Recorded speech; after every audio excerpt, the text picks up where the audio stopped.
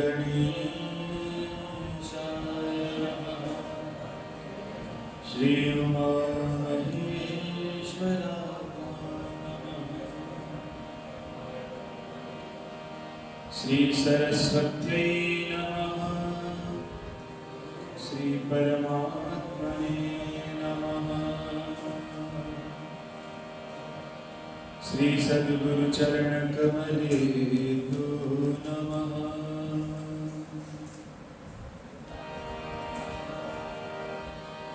श्री राम कथा रस रसिक प्रभु श्री शंभुनाथ हनुमान। प्रेम सहित आसन धरम सुनहु कथा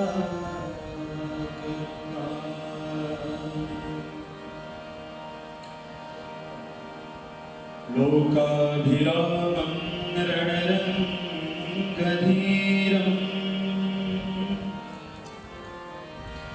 राजीवनेत्रं रघुवंशनाथम् कारुण्यरूपं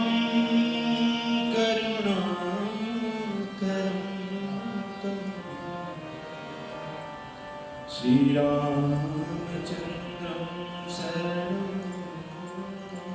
प्रपद्ये। माता रामो मत्पिता रामचन्द्रः स्वामी रामो मत्सखा रामचन्द्रः सर्वस्वं मे रामचन्द्रो नान्यं जाने नैव जाने न जाने। बंदो श्री तुलसी के चरण जिनकी जग काज। कलि समुद्र बूढ़त लख्यो प्रगट्यो सत्य जहाज।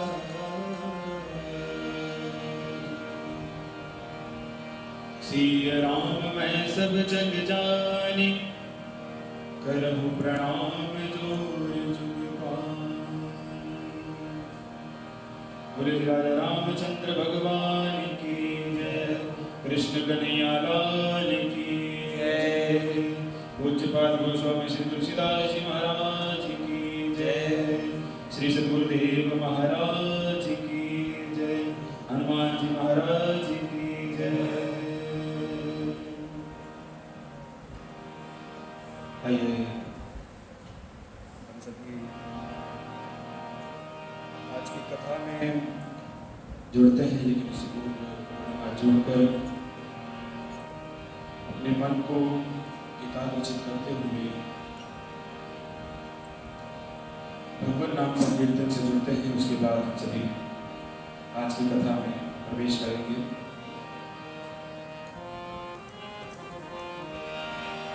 नारायण नारायण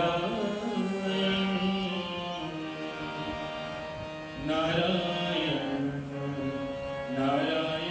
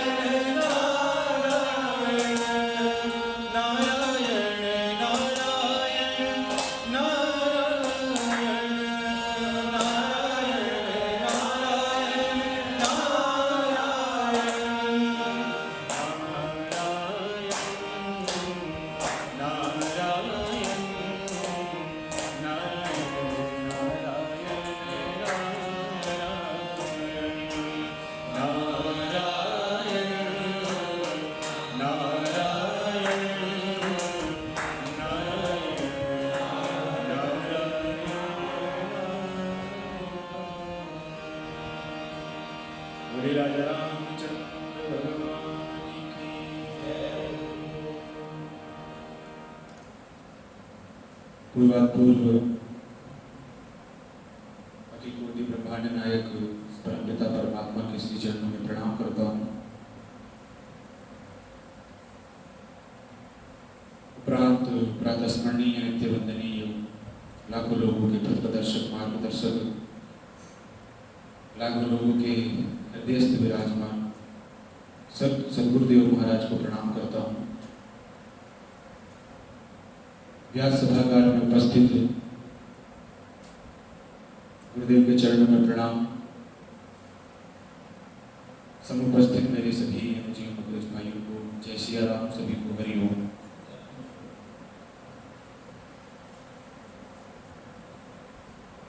आज का जो विषय है, आज की जो चर्चा है वो है शिव विवाह पर।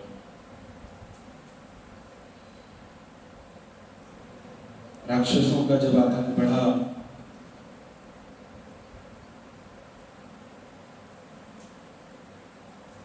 तो भगवान शिव को, क्योंकि उस समय भगवान शिव समाधि में थे, तो देवताओं ने जगाने का प्रयास किया लेकिन नहीं जगे। तो कामदेव को भेजा गया। कामदेव ने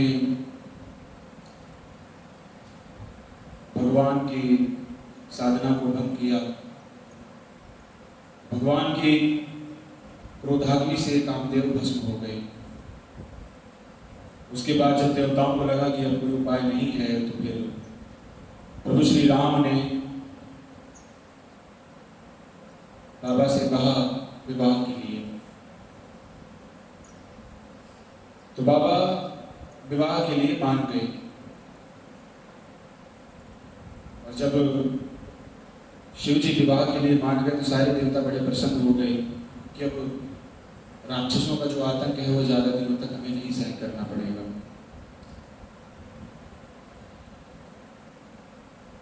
तो सारी तैयारियां हुई और राक्षस का वध भी हुआ। तो विवाह का दिन आ गया। 4 बजे बारात निकलनी है।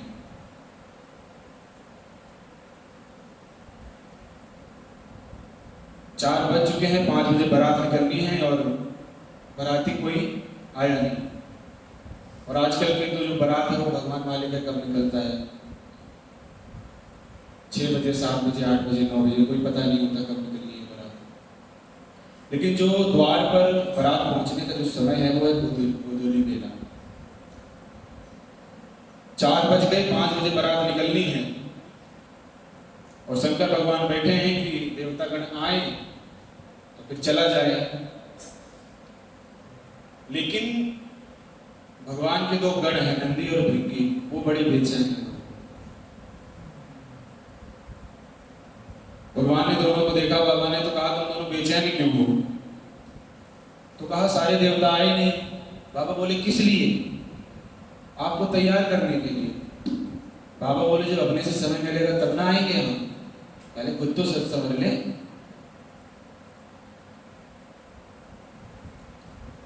इसीलिए यहाँ गोस्वामी जी कहते भी हैं, लगे सवारन सकल सुर, वाहन विविध विमान, होई सगुण मंगल सुभग, करहिय पछ रागान। सारे देवता अपने अपने वाहनों को सजाने में लगे हैं। प्रभु श्री हरि अपने गरुड़ को सजा रहे हैं, बढ़िया वस्त्र पहना रहे हैं। इंद्र अपने ऐरावत को सजाने में लगे पड़े हुए हैं। भगवान कुबेर अपने पुष्पक विमान पर झालरें लगा रहे हैं, लड़ियां लगा रहे हैं, सजाने में लगे पड़े हुए हैं। और यमराज तो अपने कालों कलुटे भैंसों के ऐसे रगड़ रहे हैं, काले कलुटे भैंसों को मानो आज गोरा बनाकर ही छोड़ेंगे। लगे हैं सब लोग सजाने में। सब अपनी अपनी गाड़ी सजा रहे हैं, लेकिन किसी को दूल्हे की गाड़ी की चिंता नहीं है। दूल्हे की गाड़ी को तो छोड़ो, लेकिन दूल्हे की चिंता नहीं है। दूल्हे को कौन सजाएगा? देवताओं के घर में अप्सराएं नृत्य कर रही हैं, ढोल लगाड़े बज रहे हैं बढ़िया। के घर में कोई महोत्सव नहीं। आप जरा सोचिए, बारातियों के घर में उत्सव चल रहा है, अब जो दूल्हा है वो उसके घर पे कुछ नहीं। बाबा के गणों ने कहा कि प्रभु कोई देवता आया नहीं, अगर आप कहें तो हम ही आपका स्वीकार कर दें। प्रभु ने देखा कि बच्चों का बड़ा मन है और अगर मना कर देता हूं तो दुखी हो जाएंगे, इसलिए आज्ञा दे दी कि ठीक है। और एक बात और है, जो आपके साथ में रहता है वो आपको ज्यादा अच्छा समझता है। आपको किस प्रकार का रहना पसंद है, खाना पसंद है, क्या पसंद है आपको, जो आपके साथ 24 घंटे रहता है वो आपको ज्यादा अच्छे से जानता है। तो शंकर भगवान बैठ गए और बाबा के जो गण थे बाबा को स्वीकार करने लगे बाबा का। और गोस्वामी जी कहते हैं, शिव ही शंभु गण करहि श्रृंगारा, शिव ही शंभु गण करहि श्रृंगारा, जटा मुकुट नहीं मोर सवारा, जटा मुकुट नहीं मोर सवारा, कुंडल कंकण पहिने व्याला, कुंडल कंकण पहिने व्याला, तन विभूति पटिके हरे छाला, तन विभूति पटिके हरे छाला, शशि ललाट सुंदर सिर गंगा, शशि ललाट सुंदर सिर गंगा, नयन दीन उपनीत भुजंगा, नयन दीन उपनीत भुजंगा, गरल कंठ और नर सिरमाला, गरल कंठ और नर सिरमाला, अशिव वेश शिव धाम कृपाला, अशिव वेश शिव धाम कृपाला, कर त्रिशूल और डमरू विराजा, कर त्रिशूल और डमरू विराजा, चले बसव चढ़ बाजई बाजा, चले बसई चढ़ बाजई बाजा। बाबा के गण बाबा का श्रृंगार करने लगे। सबसे पहले जो काम दहन के समय बाबा की जो जटाएं थी वो बिखर गई थी, तो उन जटाओं को गणों ने ऐसा बांधा, बांधते बांधते बांधते बांधते उनका एक मुकुट बना दिया। एक गण ने कहा कि चलो टोपी का काम तो अब खत्म हो गया, टोपी तो बन गई। एक गण ने कहा चलो टोपी बन गई, लेकिन जब तक दूल्हा मौर न लगावे तब तक दूल्हा पहचान में कैसे आए। मौर मतलब सेहरा, जब तक दूल्हा सेहरा न लगाए तब तक दूल्हा पहचान में कैसे आए। तो एक ने कहा दूल्हा जो है वो मौर से ही पहचाना जाता है। अब कैलाश का मौर कहां से आवे भैया। तो एक ने कहा कि मैं कुछ करता हूं, बस इतना बता दो मौर देखने में होता कैसा है। गणों ने कहा कुछ नहीं, बस आगे ना लड़ियां झूमती हैं, आगे लड़ियां झूमती हैं। बोला ठीक है, बस मैं अभी कुछ ना कुछ व्यवस्था करता हूं। गया और 25-30 पतले पतले सांपों को पकड़ के लेके आया और बाबा के सर पे बांधा और उनकी जो पूंछ थी वो सीधे नीचे नीचे लटका दी। और जो सांप थे उन्होंने अपना फन फैला लिया।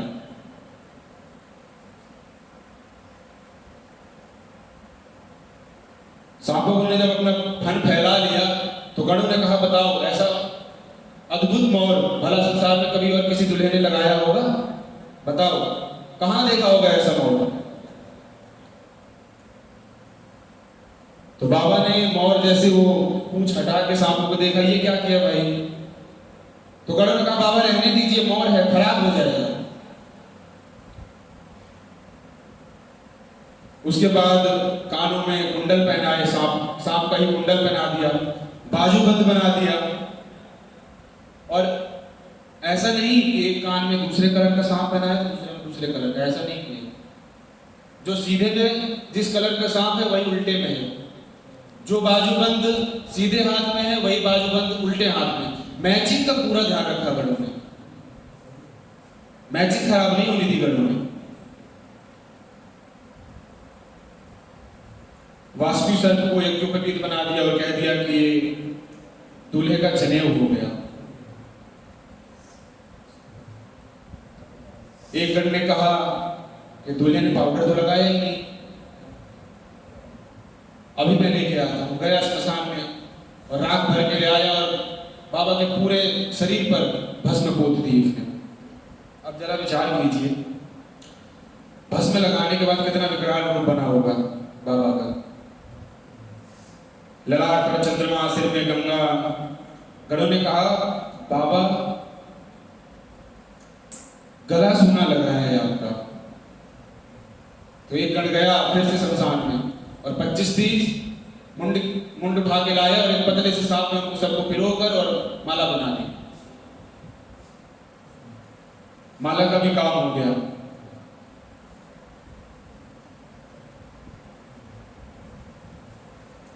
तो बाबा का श्रृंगार सारे गण कर रहे हैं। बाबा का श्रृंगार करते करते एक गण ने कहा कि बाबा आप कुछ पहने नहीं थे नीचे। शंकर भगवान बोले आदत नहीं है, क्या करें। बोले बात ये नहीं है, दूसरे के नगर में जाएंगे हंसी हो जाएगी, इसलिए कुछ पहन दीजिए। शंकर भगवान ने बोला है ही नहीं हमारे पास, तो पहले कहां से। बोले उसकी चिंता आप मत कीजिए, उसकी व्यवस्था हम कर देंगे। तो जो बागंबर जिस पे बैठे थे वही उठा के लपेट दिया और एक पतला सा सांप लिया और कमर पे बांध दिया और सांप को समझा दिया, देखो बारात में हम चाहे जितना नाचे कूदें कुछ भी करें, लेकिन तुम्हें अपनी जगह से हिलना नहीं है। अगर तुम हिल गए तो सब गड़बड़ हो जाएगा, इसलिए तुम अपनी जगह पे रहना। सांप ने कह दिया नहीं आप परेशान मत होइए, मैं अपनी जगह से नहीं हिलूंगा, मैं अपनी जगह ही रहूंगा। हाँ, गरुड़ ने कहा ठीक है, जब तक बाबा कैलाश में वापस ना आ जाए तब तक अपनी जगह से मत हिलना। गणों ने समझाया सबको।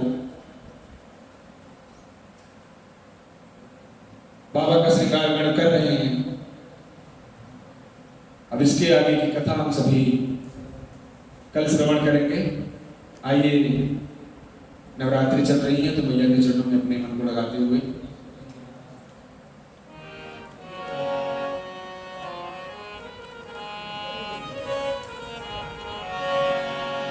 तेरी गोद में सर मैया,